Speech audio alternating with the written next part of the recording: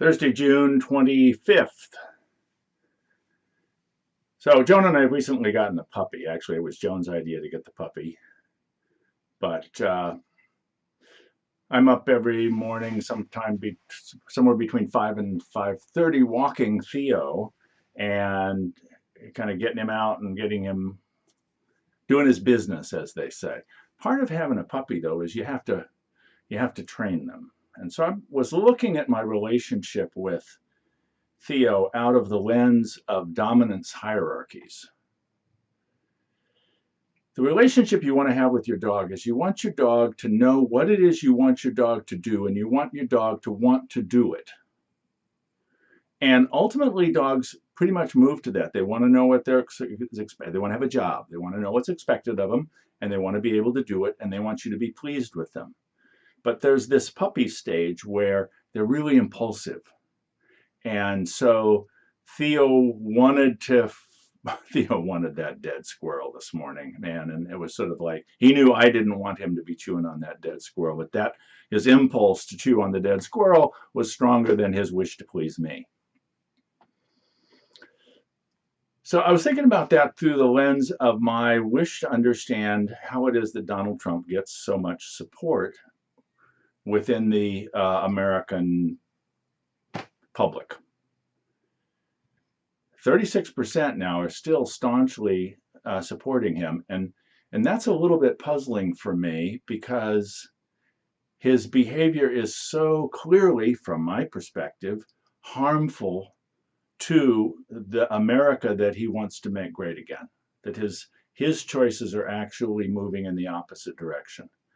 But he is someone who people who are anxious about the way the world is and who want somebody who's going to be a strong person, who is a leader, is going to be dominant and make things be the way they have always wanted them to be, or thought they were, or were taught to expect. And these liberals are not going to do that. I am the founder and executive director of the Center for Creative Conflict Resolution. I believe in the resolution of conflict and of the social relational transformation that brings. But one of the things that I'm learning is that the conflict phobia that I see, the degree to which people are afraid of conflict, it's not only because they don't think the conflict can be resolved. That's a part of it. They don't really trust that resolution is possible. But I think a part of it also is that people know that when we resolve conflict, we actually transform the relationship, the community, the world in which we live. And not everybody wants transformation. Not everybody wants things to change. Many people are attached to the way it's always been or the way they thought they could expect it to be. Well, the world is changing. Donald Trump's on the wrong side of history. Women deserve to be treated with respect. Racial and social hierarchies are actually harmful. We live in a world in which everything's connected to everything, and so anybody's well-being is dependent upon everyone's well-being. That is actually the nature of what is.